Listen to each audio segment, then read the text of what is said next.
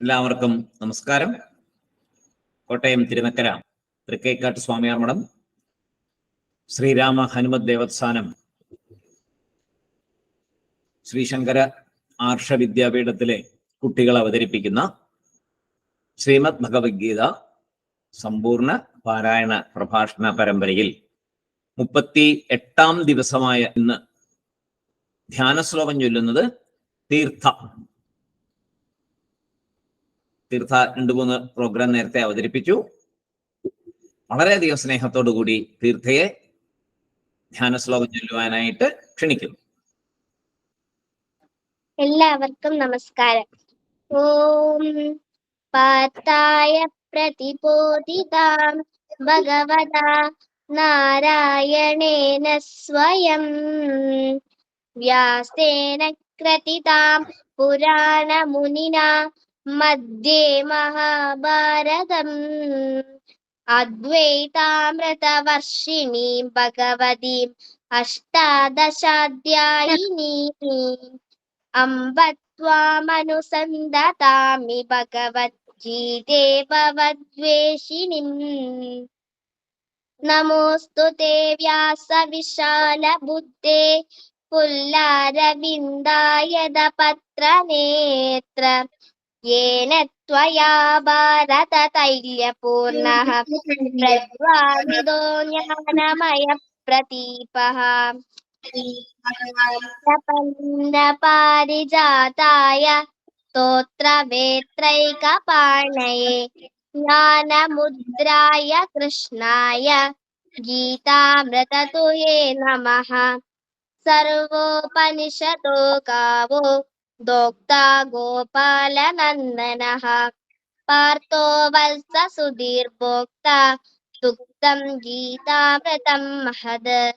വസുദേവസുതം ദേവം കംസചാണൂരമർദ്ദനം ദേവകീ പരമാനന്ദം കൃഷ്ണം വന്ദേ ജഗദ്ഗുരും. ഭീഷ്മദ്രോണതടാ ജയദ്രഥജലാ ഗാന്ധാരനീലോപലാ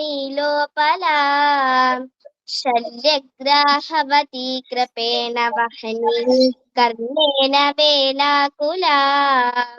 അശ്വത്ഥാമ വികർണഘോരമകര ദുര്യോധനാവർത്തിനി സോത്തീർണ ഖലു പാണ്ഡവൈ ഹിരണനദി കൈവർത്തക കേശവ. പരാശര്യവചഃ സരോജമമലം ഗീതാർത്ഥഗന്ധോക്തടം നാനാഖ്യാനകേസരം ഹരികഥാ സംബോധനാബോധിതം.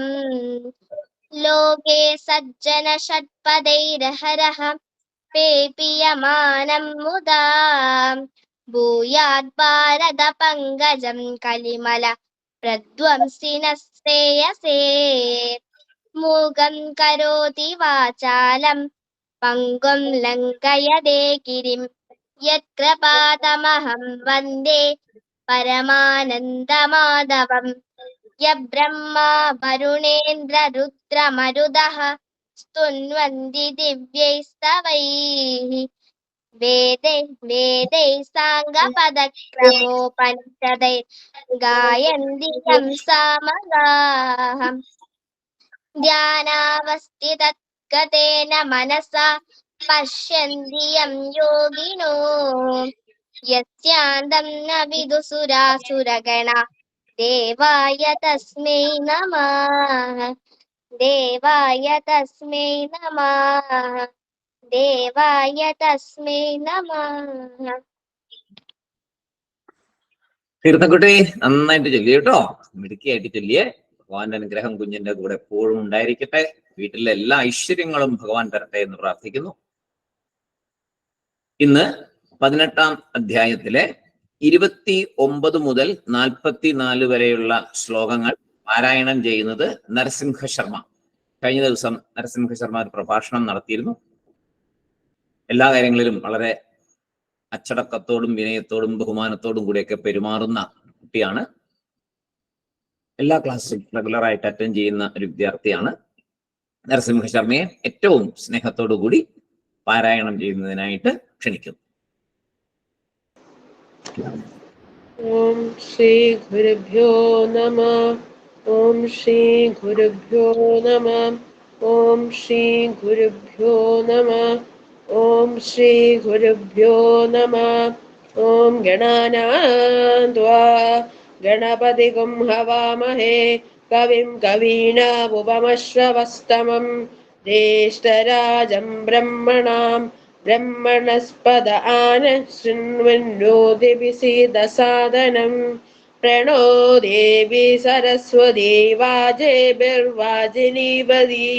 ദീനാമവിത്രയവതോ ഗണേശായ നമഃ സരസ്വത്यै നമഃ. ശ്രീ ഗുരുഭ്യോ നമഃ. ഹരി ഓം. ശ്രീമദ് ഭഗവത്ഗീത അധ്യായം 18 മോക്ഷ സന്യാസ യോഗം. ശ്ലോകങ്ങൾ 29 മുതൽ 44 വരെയാണ് ഞാനിന്നിവിടെ അവതരിപ്പിക്കാൻ പോകുന്നത്.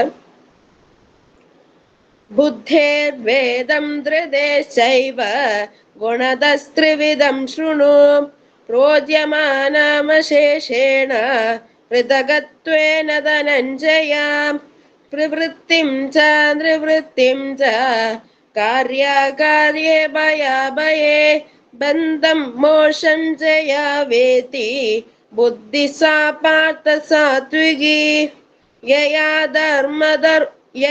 ധർമ്മമധർമ്മം ച കാര്യ കാര്യമേവ ച അയതാവത് പ്രജാനാതി ബുദ്ധി സാ പാർത്ഥ രാജസി അധർമ്മം ധർമ്മമിതിയ മന്യതേ തമസാവൃതാം സർവാർത്ഥാൻ വിപരീതാംശ ബുദ്ധി സാ പാർത്ഥ താമസി ധൃത്യായയാ ധാരയതേ മനഃപ്രാണേന്ദ്രിയ ക്രിയാഃ യോഗേന വ്യഭിചാരിണ്യ ധൃതിഃ സാ പാർത്ഥ സാത്വികി യയാ തു ധർമ്മ കർമാർത്ഥാൻ ധൃത്യാ ധാരയതേർജുന പ്രസംഗേന ഫലാകാംക്ഷി ധൃതിഃ സാ പാർത്ഥ രാജസി യയാ സ്വപ്നഭയം ശോകം വിഷാദം മദമേവ ച നെ വിമുഞ്ചതി ദുർമേധ ധൃതിഃ സാ പാർത്ഥ താമസി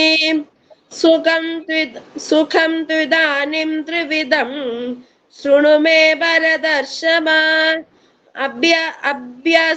അഭ്യാസാരമതേര്യത്ര ദുഃഖാന്തം ച നിഗച്ഛതി യത്തദഗ്രേ വിഷമിവ പരിണാമ്യേ മൃദോപമം തത്സുഖം സാത്വികം പ്രോക്തം ആത്മബുദ്ധി പ്രസാദജം വിഷയേന്ദ്രിയ സംയോഗാത് യത്തദഗ്രേ മൃദോപമം പരിണാമേ വിഷമിവ തത്സുഖം രാജസംസ്മൃതം യദഗ്രേ ചാനുബന്ധേ ച സുഖം മോഹനമാത്മനഃ നിദ്രാലസ്യ പ്രമാദോത്തം തത്താമസമുദാഹൃതം ന തദസ്തി പൃഥിവ്യാം വാ ദിവി വേദേഷു വാ പുനഃ സത്വം പ്രകൃതിജൈർമുക്തം യദേഭി സ്യാത്തിഭിർഗുണൈഃ ബ്രാഹ്മണ വിഷാം ശൂദ്രാണം ച പരന്തപ കർമാണി പ്രവിഭക്താനി സ്വഭാവ പ്രഭവിർഗുണൈഃ സമോദമസ്തപഃ ശാന്തിർരാജവമേവ ച ജ്ഞാനം വിജ്ഞാനമാസ്തിക്യം ബ്രഹ്മകർമ്മ സ്വഭാവജം ശൗര്യം തേജോ ധൃതിർദാക്ഷ്യം യുദ്ധേ ചാപ്യാപലായനം ദാനമീശ്വരഭാവശ്ച ശാസ്ത്രം കർമ്മ സ്വഭാവജം കൃഷിശൗരസ്യ വാണിജ്യം വൈശ്യകർമ്മ സ്വഭാവജം കൃഷി ഗൗരക്ഷ്യ വാണിജ്യം ഷൗവല്ല ഒന്ന് കറക്റ്റ് ചെയ്ത് ചൊല്ലിക്കേ. കൃഷി ഗൗരസ്യ വാണിജ്യം വൈശ്യകർമ്മ സ്വഭാവജം പരിചര്യാത്മകം കർമ്മ ശൂദ്രസ്യാപി സ്വഭാവജം. നന്നായിട്ട് ചൊല്ലി കേട്ടോ, മിടുക്കനായിട്ട് ചൊല്ലി. ഭഗവാൻ ശ്രീകൃഷ്ണസ്വാമിയുടെ അനുഗ്രഹം കുഞ്ഞിന് എപ്പോഴും ഉണ്ടായിരിക്കട്ടെ. എല്ലാ കാര്യത്തിലും ഭഗവാനെ വിചാരിച്ചോണം. ഏതിനും എന്തിനും സഖാവ് ഭഗവാൻ കേട്ടോ. ഭഗവാൻ അറിയാതെ ഒന്നുമില്ല. എന്താണോ മനസ്സിൽ നനയ്ക്കുന്നത് അത് ഭഗവാൻ അറിഞ്ഞിരിക്കും. ഭഗവാൻ അറിയാതെ ഒന്നും നടക്കില്ല. അതുകൊണ്ട് കുഞ്ഞിന്റെ എല്ലാ കാര്യങ്ങളും ഭഗവാനോട് പറഞ്ഞോണം. ഭഗവാനെ ഏറ്റവും അടുത്ത സുഹൃത്തായി കാണുക. എല്ലാ ഐശ്വര്യങ്ങളും കുഞ്ഞിനുണ്ടാകട്ടെ കേട്ടോ.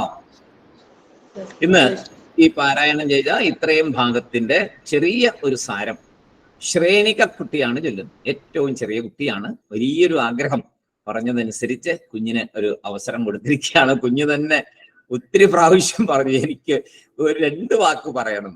അങ്ങനെയാണ് കുഞ്ഞിന് ഇന്നൊരു അവസരം കൊടുത്തിരിക്കുന്നത്. ഏറ്റവും സ്നേഹത്തോടു കൂടി ഈ ശ്രേണിക കുട്ടിയെ ക്ഷണിക്കുന്നു. ഓം ശ്രീ ഗുരുഭ്യോ നമഃ. ഓം ശ്രീ ഗണേശായ നമഃ. ഓം ശ്രീ സരസ്വതി നമഃ. എല്ലാവർക്കും നമസ്കാരം. ശ്രീമദ് ഭഗവത്ഗീത അധ്യായം 18 മോക്ഷ സന്യാസ യോഗം. ഈ അധ്യായത്തിലെ 29 മുതൽ 44 വരെയുള്ള ശ്ലോകങ്ങളുടെ ചെറിയ ഒരു സാരമാണ് ഞാനിവിടെ അവതരിപ്പിക്കുന്നത്. 29 മുതൽ 44 വരെയുള്ള ശ്ലോകങ്ങളിൽ ഭഗവാൻ 3 തരം ബുദ്ധിയെയും 3 തരം ധൈര്യത്തെയും 3 തരം സുഖത്തെയും ബ്രാഹ്മണ ക്ഷത്രിയ വൈശ്യ ശൂദ്ര വർണ്ണങ്ങളുടെ പ്രവർത്തികളെയും പറയുന്നു. കർമ്മവാസനയെ വളർത്തുന്നതും കർമ്മവാസനയെ ഇല്ലാതാക്കുന്നതും ആയ പ്രവൃത്തി ഏത്? എന്താണ് ചെയ്യേണ്ടത്? എന്താണ് ചെയ്യാൻ പാടില്ലാത്തത്? ഭയപ്പെടേണ്ടത് ഭയപ്പെടേണ്ടാത്തതും ഏത്? ഏതാണ് ബന്ധനം? ഏതാണ് മോക്ഷം തരുക? ഇങ്ങനെയൊക്കെ പ്രവർത്തികളെ വേർതിരിച്ചറിയുന്ന ബുദ്ധിയെ സാത്വിക ബുദ്ധി എന്ന് പറയുന്നു. ധർമ്മത്തെയും അധർമ്മത്തെയും ചെയ്യേണ്ടതിനെയും ചെയ്യേണ്ടാത്തതിനെയും തിരിച്ചറിയാത്ത ബുദ്ധി അതിനെ രാജസം എന്ന് പറയുന്നു. അജ്ഞാനം കൊണ്ട് മൂടപ്പെട്ടതും ധർമ്മത്തെയും അധർമ്മത്തെയും വിപരീതമായി അറിയുന്നതും ആയ ബുദ്ധിയെ താമസം എന്ന് പറയുന്നു. യോഗാഭ്യാസം കൊണ്ട് മനസ്സിനെ ഏകാഗ്രമാക്കിക്കൊണ്ട് വേറെ കാര്യങ്ങളൊന്നും ചിന്തിക്കാതെ മനസ്സ്, പ്രാണൻ, ഇന്ദ്രിയങ്ങൾ ഇവയെല്ലാം നിയന്ത്രിച്ചു നിർത്തുന്ന ധൈര്യത്തിന് സാത്വിക ധൈര്യം എന്ന് പറയുന്നു. ദുർബുദ്ധിയുള്ളവർ ഏതൊരു ധാരണാശക്തി കൊണ്ട് ഉറക്കം, ഭയം, ദുഃഖം, അശുഭചിന്ത, ഗർവ് എന്നിവ ഒരിക്കലും വിടുന്നില്ലയോ ആ ധൈര്യത്തെ താമസം എന്ന് പറയുന്നു. അവനവന് പ്രിയപ്പെട്ടവരോടും സുഖം തരുന്ന വസ്തുക്കളോടും മമത കൊണ്ടും അതിനോടുള്ള അതിയായ ആഗ്രഹം കൊണ്ടും ഫലത്തെ വീണ്ടും വീണ്ടും ആഗ്രഹിക്കുന്ന ബുദ്ധിയെ രാജസം എന്ന് പറയുന്നു. ഇനി ഭഗവാൻ 3 തരം സുഖത്തെ പറയുന്നു. ആരംഭത്തിൽ വിഷമവും വേദനയും കൂടിയതാണെങ്കിലും അവസാനം അമൃതം പോലെ ഇരിക്കുന്ന സുഖത്തെ, അതേപോലെ ആത്മജ്ഞാനം മൂലം ഉണ്ടാവുന്ന സുഖത്തെ സാത്വികം എന്ന് പറയുന്നു. ആദ്യം നല്ല കൂടിയ സുഖവും പിന്നീട് വേദനയും ദുഃഖവും തരുന്നത്, അതായത് ഇന്ദ്രിയങ്ങളിൽ കൂടി ലഭിക്കുന്ന സുഖം, മറ്റു പദാർത്ഥങ്ങളിൽ നിന്ന് വരുന്ന സുഖം, ഇവയെ എല്ലാം രാജസം എന്ന് പറയുന്നു.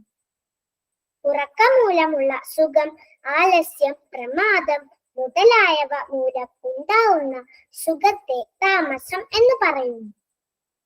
ഈ പ്രപഞ്ചത്തിൽ സത്ത്, രജ, തമോ ഗുണങ്ങളില്ലാത്തതായി ഒന്നും തന്നെ ഇല്ല എന്നും ഭഗവാൻ പറയുന്നുണ്ട്. പിന്നീട് 41 മുതൽ 44 വരെയുള്ള ശ്ലോകങ്ങളിൽ ഭഗവാൻ ഓരോരുത്തരുടെ കർമ്മം അനുസരിച്ച്, അതായത് പ്രവൃത്തി അനുസരിച്ച് നേരത്തെ പറഞ്ഞ ബ്രാഹ്മണ, ക്ഷത്രിയ, വൈശ്യ, ശൂദ്ര വർണ്ണങ്ങളുടെ കർമ്മങ്ങളെ അവരുടെ സ്വഭാവത്തിൽ നിന്നുണ്ടാവുന്ന ഗുണങ്ങൾക്ക് അനുസരിച്ചാണ് വേർതിരിച്ചിരിക്കുന്നത് എന്ന് പറഞ്ഞ് അവരുടെ സ്വാഭാവികമായ കർമ്മങ്ങളെ ഭഗവാൻ ഇവിടെ പറയുന്നു. ശമം, ദമം, തപസ്, ശൗചം, ക്ഷമാശീലം, വക്രത ഇല്ലായ്മ, ശാസ്ത്രീയമായ പദാർത്ഥജ്ഞാനം, അനുഭവജ്ഞാനം ഇവയെല്ലാം സ്വാഭാവികമായ കർമ്മങ്ങൾ ആണ്. അതെല്ലാം ബ്രാഹ്മണ കർമ്മങ്ങളാണ്. ഈ സ്വാഭാവിക കർമ്മങ്ങൾ ബ്രാഹ്മണ കർമ്മങ്ങളാണ്. ശൗര്യം, തേജസ്, ധൈര്യം, സാമർഥ്യം, ദാനശീലം, മരണഭയമില്ലായ്മ, പ്രഭുത്വം ഇവയെല്ലാം സ്വാഭാവികമായ ക്ഷത്രിയ കർമ്മങ്ങൾ എന്ന് പറയുന്നു. കൃഷി, കച്ചവടം, ഗോരക്ഷ എന്നിവ സ്വാഭാവികമായി വൈശ്യകർമ്മങ്ങളും ആകുന്നു. രോഗികളെ ശുശ്രൂഷിക്കുക, അനാഥരെ, വൃദ്ധരെ പരിചരിക്കുക എന്നിവ ശൂദ്രരുടെ സ്വാഭാവിക കർമ്മം ആണ്. സ്വാഭാവിക കർമ്മം ചെയ്ത് മനുഷ്യർ എങ്ങനെ ഈശ്വരനെ പ്രാപിക്കും എന്ന് അടുത്ത ദിവസം നമുക്ക് നോക്കാം. എല്ലാവർക്കും നമസ്കാരം. എന്താ കഥ, സൂപ്പറായിരുന്നു കേട്ടോ. എഴുതിയതൊക്കെ എടുത്ത് സൂക്ഷിച്ച് വെച്ചോണം കേട്ടോ. കുറച്ച് വലുതാവുമ്പോ കുറെ പ്രാവശ്യം വായിച്ച് അതുപോലെ ആവണം. എല്ലാ കാര്യങ്ങളും മനസ്സിലാക്കി മിടുക്കി കുട്ടിയാവണം കേട്ടോ. ഭഗവാന്റെ അനുഗ്രഹം ഉണ്ടാകട്ടെ. കുഞ്ഞിന്റെ കൂടെ ഭഗവാൻ ഉണ്ട് കൂടെ കേട്ടോ. ആ വീട്ടിലും കുഞ്ഞിന്റെ കൂടെയുള്ള ഭഗവാനെ വിട്ടുപോകാതെ നോക്കിക്കോണം. കെട്ടിപ്പിടിച്ച് അവിടെ നിർത്തി വെച്ചോണം. അതിനെന്താ ചെയ്യാ? ഗീതയുടെ ശ്ലോകം വായിച്ചുകൊണ്ടിരുന്നാൽ മതി. അപ്പൊ ഭഗവാന് പോകാൻ പറ്റത്തില്ല, വീട്ടിൽ തന്നെ ഇരിക്കും, കുഞ്ഞിന്റെ കൂടെ തന്നെ ഇരിക്കും. എല്ലാ അനുഗ്രഹങ്ങളും ഉണ്ടാവട്ടെ കുഞ്ഞിന്. ടീച്ചറെ ശ്രീനിയക്കുട്ടി ഒരു പാലുകുട്ടിയാ. ഏത് ക്ലാസ്സിലാ പഠിക്കുന്നേ? ഓ, അമ്മ എന്തിയെ? എനിക്ക് അമ്മയെ ഒന്ന് കാണണം. അമ്മ അടുത്തുണ്ടോ? ആ, അമ്മ ഈ ആത്മജ്ഞാനമൊക്കെ എങ്ങനെ പറഞ്ഞു കേൾപ്പിച്ചു? ശ്രീനിയക്കുട്ടി ഭംഗിയായിട്ട് ആത്മജ്ഞാനത്തെ കുറിച്ച് അമ്മ അത് എങ്ങനെ മോളെ പഠിപ്പിച്ചു എന്നാ എനിക്കറിയണ്ടേ. മോള് നല്ല മിടുക്കിയാ കേട്ടോ. ഞാൻ എല്ലാരോടും പറയുന്ന ഒരു കാര്യമുണ്ട്. നിങ്ങൾ ഇനിയിപ്പം നമ്മുടെ സ്കൂള് ഓരോ ക്ലാസ് മുന്നോട്ട് പോവുകയല്ലേ. പഠനം തുടങ്ങുമ്പം ഒരു ഗീതാ ശ്ലോകം ചൊല്ലി അതിന്റെ അർത്ഥം. ഇപ്പൊ നൈറ്റിലായിരിക്കും നമ്മൾ പഠിക്കുന്നത്. കുട്ടികളൊക്കെ രാത്രിയാണ് മെയിൻ ആയിട്ടുള്ള പഠനം. അപ്പൊ പഠിക്കാൻ പുസ്തകം എടുത്തു വെക്കുമ്പോൾ ഗീത കൂടെ എടുക്കുക. വെറുതെ തുറന്ന് ഏതെങ്കിലും പേജിൽ നിന്ന് ഒരു ശ്ലോകം എടുക്കുക, ചൊല്ലുക, അർത്ഥം മനസ്സിലാക്കുക, പഠിച്ചു തുടങ്ങുക. പഠിത്തം കഴിയുമ്പോൾ കൺക്ലൂഡ് ചെയ്യുന്നത് വീണ്ടും ഗീത തുറക്കുക, ഒരു ശ്ലോകം എടുക്കുക, പഠിക്കുക. എന്തൊരു സുഖമുണ്ടെന്നറിയോ? അത് വലിയൊരു എനർജിയാണ്. അമ്മയുടെ അതൊക്കെ പറയണം കേട്ടോ. ഗീതയിലൂടെ തന്നെ നമുക്ക് ജീവിച്ച് മുന്നോട്ട് പോണം. ശർമാജി ഭംഗിയായിട്ട് ചെയ്തിട്ടുണ്ട് പാരായണം. എനിക്ക് ഒത്തിരി ഇഷ്ടപ്പെട്ടു. നല്ല രീതിയിൽ പോകുന്നു. എല്ലാ അനുഗ്രഹങ്ങളും എല്ലാ പ്രാർത്ഥനകളും ഗീതയിലൂടെ പോയി കഴിഞ്ഞാല് ഒരു തകരാറും നമുക്ക് വരില്ല. എൻ്റെ ഒരു അനുഭവമാണ് ഞാൻ പറയുന്നത്. ഞാനിവിടെ ഈ ഞാൻ ആർപ്പൂക്കരയാ താമസിക്കുന്നത്. 5ലെ 6ലെ 8ലെ ഒക്കെ കുട്ടികളെ വെച്ച് ഗീത പഠിപ്പിച്ചുകൊണ്ടിരുന്ന ഒരു കാലമുണ്ട്. 2003 മുതൽ ഞാൻ കുട്ടികൾക്ക് ഗീത പറഞ്ഞു കൊടുക്കുകയാണ്. അവര് പഠിച്ചു മിടുക്കരായിട്ട് വന്നിട്ട് അന്ന് ഗീതയിൽ അവർ ഉഴപ്പിയെങ്കിൽ പോലും അവർക്ക് ഇത്രയും കട്ടിയായിട്ട് പഠിക്കാൻ പ്രയാസമാണ്. എന്നാലും അവരുടെ അമ്മമാര് പറയാണ്, ചേട്ടനും അനിയനും കൂടി വഴക്കുണ്ടാക്കുമ്പോഴത്തേക്കും അനിയൻ ചേട്ടനെ ചീത്ത വിളിച്ചാൽ ചേട്ടൻ മിണ്ടാതിരിക്കും. എന്നിട്ട് എന്താ, ടീച്ചർ പറഞ്ഞിരിക്കുന്ന തത്വം എൻ്റെ മനസ്സിലുണ്ട്. എന്തെങ്കിലും വൃത്തികെട്ട ഒരു വാക്ക് അനിയൻ പറഞ്ഞാൽ ചേട്ടൻ മറുപടി പറയില്ല. അത് ടീച്ചർ എനിക്ക് പറഞ്ഞു തന്നിട്ടുണ്ട്, ഭഗവത്ഗീതയിൽ ഇതൊക്കെ പറഞ്ഞിട്ടുണ്ട് എന്ന് അമ്മമാരാ നമ്മളോട് അത് പറയുന്നേ. ആ കുട്ടികൾ മിക്കവരും തന്നെ അവർക്ക് MBBS-നും എഞ്ചിനീയറിങ്ങിനും ഒക്കെ കുട്ടികള് ഒരുപാട് പേര് എനിക്കറിയാം, 2003 മുതലുള്ള. പക്ഷെ അവരൊക്കെ അവരുടെ അമ്മമാരും ഒക്കെ പറയണ ഗീത പഠിച്ചിട്ടാണെന്ന്. നമ്മളെത്തിരി അത്യാവശ്യം നമ്മുടെ കയ്യിലുള്ള കൊടുത്തന്നേ ഉള്ളൂ. പക്ഷെ അവര് പറയുന്ന അമ്മമാര് തന്നെ പറയുന്നത് അന്ന് ഗീത പഠിച്ചതിന്റെ ആണ് ഇന്ന് അവർക്ക് ഇങ്ങനെ എത്താൻ പറ്റിയത്. നമുക്ക് ആ എനർജി ഇവര് പറയുമ്പോൾ നമ്മൾ അത് മനസ്സിലാക്കുകയാണ് ചെയ്യുന്നത്. ഇവിടെ ഈ ഡോക്ടർമാരുടെ പിള്ളേരൊക്കെ ക്ലാസ്സിൽ വരുമായിരുന്നു. അവർക്കൊക്കെ നമ്മൾ ഒരു സൺഡേയിലേ കൊടുത്തിട്ടുള്ളൂ. അത് വെച്ചോണ്ടാണ് ഈ അമ്മമാര് പറയുന്നത്. പിള്ളേരൊക്കെ മിടുക്കരായിട്ട് പോയി. അതുകൊണ്ട് ദിവസം ഒരു 2 ശ്ലോകം പഠിത്തം തുടങ്ങുമ്പോൾ പഠിത്തം തുടങ്ങുമ്പോന്ന് പഠിച്ച് അതൊരു വലിയ ആയാസമായിട്ട് കാണണ്ട. അപ്പൊ തന്നെ നമുക്ക് മറ്റൊരു തലത്തിലേക്ക് നമ്മൾ ഉയരുക. പിന്നെ തീർത്ഥക്കുട്ടി ഒരിടത്തും ഒരു തപ്പലും ഇല്ല, യാതൊരു തപ്പലും, എന്നും ജപിക്കുന്ന കുട്ടിയാണ് അല്ലേ? എന്നും മോള് ജപിക്കുന്നുണ്ട്. സമ്മതിച്ചോ? ഉണ്ടോ? ആ, അതാണ്, ഒരു തപ്പലും ഇല്ല. അപ്പൊ ഗീത പഠിച്ചോണ്ട്, ഗീത തുടങ്ങിക്കൊണ്ടേ നമ്മുടെ പഠനം തുടങ്ങാവൂ. എല്ലാവരും അങ്ങനെ ഒന്ന് ചിന്തിച്ചാൽ ആരുടെ ഹെൽപ്പ് വേണ്ട. പിന്നെ ഇപ്പൊ നമ്മുടെ കയ്യിൽ ഈ ആത്മജ്ഞാനം ഒക്കെ സ്റ്റോക്ക് ഉണ്ട്, ഇത്തിരി കഴിഞ്ഞാൽ മറന്നു പോകും. അപ്പൊ അതുകൊണ്ട് മറക്കാതിരിക്കാൻ ഇനി ആരുടെ ഹെൽപ്പ് ഇല്ലാതെ തന്നെ പഠിക്കാം, സ്വാധ്യായത്തിലേക്ക് കിടക്കണം. അപ്പൊ എവിടെ ചെന്ന് നിങ്ങൾ നിൽക്കും, ഞങ്ങളെ ഒന്ന് അറിയിച്ചാൽ മതി. ഞങ്ങളൊക്കെ ഈ തലത്തിലാണ്, ഞങ്ങൾ ഉണ്ടെങ്കിൽ. എല്ലാവർക്കും നമസ്കാരം. ഈ ക്രിസ്മസിന് പടക്കം പൊട്ടിച്ച് പിള്ളേര് നടക്കണ സമയ. ഈ പാലുകുട്ടിയൊക്കെ ഇതിനകത്ത് കയറി ഇരുന്ന് ഈ കടിച്ചാ പൊട്ടാത്ത കാര്യങ്ങൾ പറയുന്നതിന് സന്തോഷം.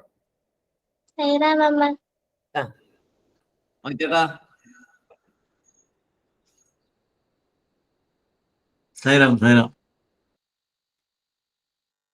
പറയാനുള്ളതെല്ലാം ടീച്ചറും പറഞ്ഞു കഴിഞ്ഞു, പരമേശ്വരൻ പറഞ്ഞു കഴിഞ്ഞു.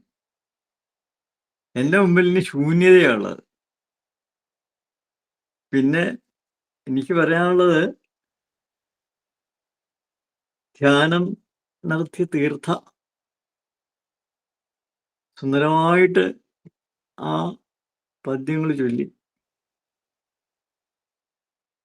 പാരായണം നടത്തിയ നരസിംഹ ശർമ്മ ഇത്ര പക്വതയോടുകൂടി സ്പഷ്ടമായിട്ട് ഉച്ചാരണശുദ്ധിയോടുകൂടിയാണ് അവതരിപ്പിച്ചത്.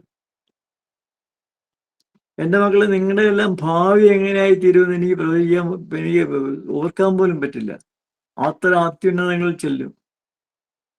ടീച്ചർ പറഞ്ഞില്ലേ, ഇത് അതിൻ്റെ അന്തർരഹസ്യങ്ങളാണ്, അതാരും മനസ്സിലാക്കത്തില്ല. പ്രഭാഷണ ശ്രേണിയെ പറ്റി ഒന്നും പറയാനില്ല കേട്ടോ, വലിയ ആളായി പോയില്ലേ. എന്തൊക്കെയായി പറഞ്ഞ് പിടിപ്പിച്ചത്. ശ്രേണിയ ടീച്ചർ പറഞ്ഞ കണക്ക് ഒരു ദിവസങ്ങളിൽ ഇത് ആവർത്തിച്ചുകൊണ്ടേയിരിക്കണം കേട്ടോ. പഠനം തുടങ്ങുമ്പോഴും പഠനം അവസാനിക്കുമ്പോഴും എല്ലാം ഭഗവത്ഗീതയെ ആശ്രയിക്കണം. ലക്ഷോപലക്ഷം വർഷങ്ങൾക്ക് മുമ്പ് ഭഗവാൻ അർജുനനെ കൊണ്ട് നമുക്ക് വേണ്ടി വിളയാടിയ കാര്യങ്ങളാണ് ഈ തത്വസംഹിതകൾ മുഴുവൻ. അത് ഇന്നും നശിക്കാതെ നിലനിൽക്കുന്നു. അത് മാത്രം ആലോചിച്ചാൽ മതി അതിൻ്റെ മഹത്വം എന്തുമാത്രം ഉണ്ടെന്ന്. ഇന്നലെ സോഞ്ചേട്ടൻ പറഞ്ഞില്ലേ, ഭഗവത്ഗീത എന്നുണ്ടായതാണ്, ആർക്കാണ് ആദ്യം ഉപദേശിച്ചു കൊടുത്തത്, പിന്നീടുള്ള ചരിത്രമെല്ലാം പറഞ്ഞില്ലേ. അപ്പൊ അതിന്റെ മഹത്വം അത്രമാത്രമുണ്ട്. അത് കഴിഞ്ഞിട്ട് അതിന്റെ ഒരു ശ്ലോകമെങ്കിലും വായിച്ച് പഠിച്ച് കഴിഞ്ഞിട്ടേ ബാക്കി കാര്യമുള്ളൂ. ചില കുട്ടികൾ പറയും, അയ്യോ എനിക്ക് ഡാൻസിന് പോകണം, ഇതിൽ ട്യൂഷനുണ്ട്, അതുണ്ട്, ഇതുണ്ട്, അതെല്ലാം രണ്ടാമതേ വരുന്നുള്ളൂ. ആദ്യം പ്രഥമവും പ്രധാനവുമായിട്ട് ചെയ്യേണ്ടത് ഈ ഈശ്വര സ്മരണയാണ്.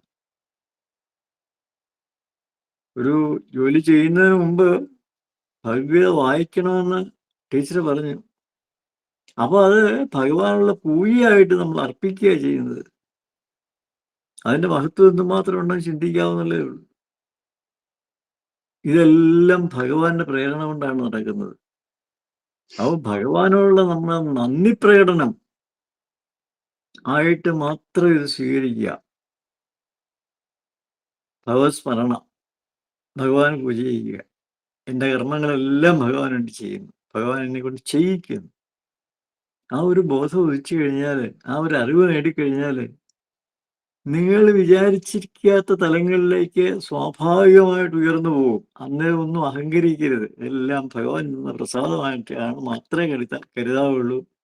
ജീവിതത്തിൽ സ്വൈര്യവും സമാധാനവും സുഖവും സന്തോഷവും സർവൈശ്വര്യങ്ങളും ഉണ്ടാകുന്നതിന് ഈ ഭഗവത് സ്മരണ, ഈ ഭഗവത്ഗീതയെ ആശ്രയിക്കുക. ഒരിക്കലും തെറ്റ് വരത്തില്ല നിങ്ങൾക്ക്, ഇത് ഉറപ്പിച്ച് തന്നെ പറയാം. അതുകൊണ്ട് കുട്ടികളെല്ലാം ടീച്ചർ പറഞ്ഞ കണക്ക്, പരമേശ്വർ സാർ പറഞ്ഞ കണക്ക് അനുസരിക്കുക, ജീവിതം തുടരുക. നന്ദി, നമസ്കാരം. മത്സ്യേട്ടാ, എന്റെ ഒരു അനുഭവം ഞാൻ പറയാം. ഇപ്പൊ മത്സ്യേട്ടൻ ഡാൻസിന്റെ കാര്യം പറഞ്ഞോണ്ടാ, ഞാന് 2016 ഒരു സ്ഥലത്ത് ഗീത എടുത്തുകൊണ്ടിരിക്കുക, കുട്ടികൾക്കാ. അവരെന്നോട് ആവശ്യപ്പെട്ടു, കുട്ടികൾക്ക് ഗീത കൊടുക്കാവോ, വെക്കേഷനാ, പിള്ളേര് ഇങ്ങനെ വെറുതെ നടക്കാവോ, സന്തോഷം എന്ന് പറഞ്ഞ് ഞാന് ചെന്ന് അവിടെ ഒരു വർഷം, ഞാൻ 1.5 വർഷം ഞാൻ ഗീത എടുത്തു. അതില് ഒരു ദിവസം ഒരമ്മ ഇങ്ങ് വന്ന്, ക്ലാസ് നടന്നുകൊണ്ടിരിക്കുക, ഒരമ്മ വന്ന് 8ാം ക്ലാസ്സിൽ പഠിക്കുന്ന ഒരു കുട്ടിയുടെ കരണത്തിനിട്ട് ഒരൊറ്റ അടിയ. ക്ലാസ്സിൽ ഞാൻ ക്ലാസ് എടുക്കുന്നു, 10-20 കുട്ടികളുണ്ട്, ഒരമ്മ ഒരു പെൺകുട്ടിക്കിട്ട അടിയ. നിന്നോട് ഇവിടെ വന്നിരിക്കാനാണോ ഞാൻ പറഞ്ഞേ, ഡാൻസ് ക്ലാസ്സിൽ പോവാനല്ലേ പറഞ്ഞേ? ഞാൻ ഡാൻസ് ക്ലാസ്സിൽ നിന്നെ തപ്പിയപ്പോഴാ അറിയുന്ന നീ ഇവിടെയുണ്ട്. അമ്മ അടിയും കൊടുത്ത് പെണ്ണിനെ വലിച്ചു പിടിച്ചുകൊണ്ട് പോയിരിക്കുന്നു. സംഘാടകരൊന്നും പറഞ്ഞില്ല, എനിക്ക് ഒന്നും പറയാൻ പറ്റിയില്ല. നമ്മൾ എന്ത് പറയാനാ? അവരുടെ അമ്മയ്ക്ക് ബോധമില്ലാത്തതിന് നമ്മൾ എന്താ, ആരോടാ പറയണ്ടേ? ഇങ്ങനെ ഒരു അനുഭവം എനിക്ക് ഉണ്ടായിട്ടുണ്ട്. അതിന്റെ അറിയണം, പിൽക്കാലത്ത് ആ കുട്ടിയുടെ അനുഭവം ടീച്ചർ അന്വേഷിച്ചിട്ടുണ്ടോ എന്തായിരിക്കുമെന്ന്? ഇല്ല, പിന്നെ ഞാൻ അതിന് തിരക്കിയിട്ടില്ല. ഒന്ന് തിരക്കണം. ലോകത്തിലെ ഏറ്റവും വലിയ നർത്തകിയായി കാണും, ലോകത്തിലെ ഏറ്റവും വലിയ നർത്തകിയായി കാണും കേട്ടോ. അടുത്ത് തന്നെയാണ് അത്. ഈ അല്പജ്ഞാനം പഠിച്ച മോള് അത് കേൾക്കുമ്പോഴാണ് എനിക്ക് അതിന്റെ ആ സന്തോഷം. ആ അമ്മയോടാ ഞാൻ തൊഴുന്നത്. അമ്മയെ കണ്ടില്ലല്ലോ, അമ്മ എന്ത് ചെയ്യും? അമ്മ ഒളിച്ചു നിൽക്കാന്ന് പറ. മോളെ ഇത്ര മിടുക്കിയാക്കിയ അമ്മ. സന്തോഷം കേട്ടോ, എല്ലാ ക്ലാസ്സിലും വളരെ സന്തോഷമുണ്ട് അമ്മയ്ക്ക്.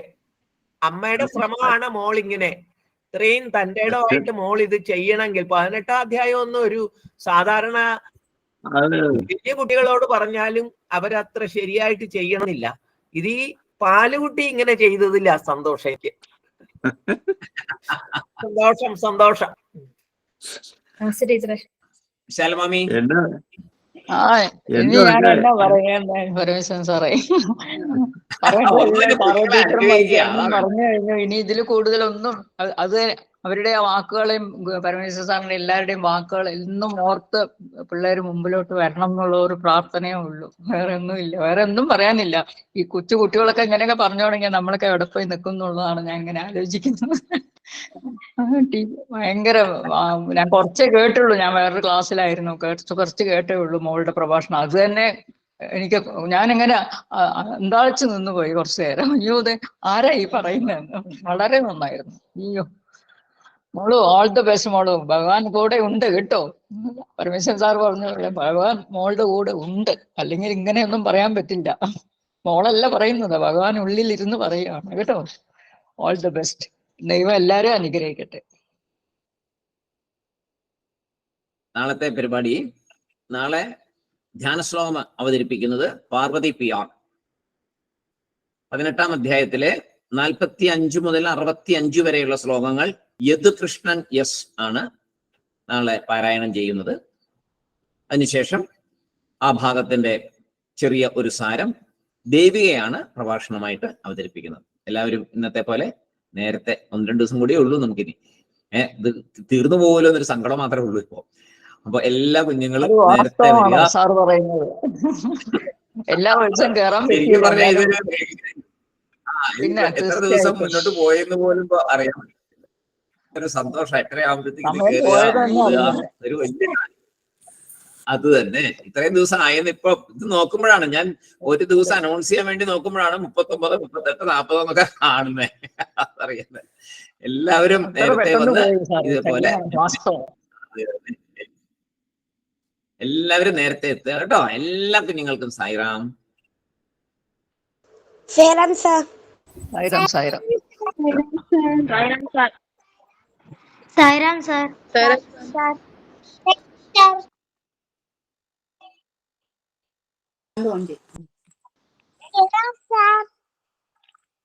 ടീച്ചർ നമസ്കാരം.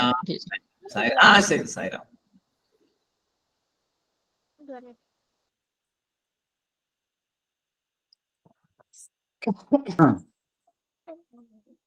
സൈറാം.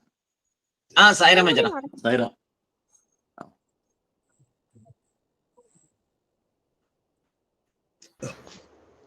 സായിരാം സർ. സായിരാം. സാൻവി സായിരാം.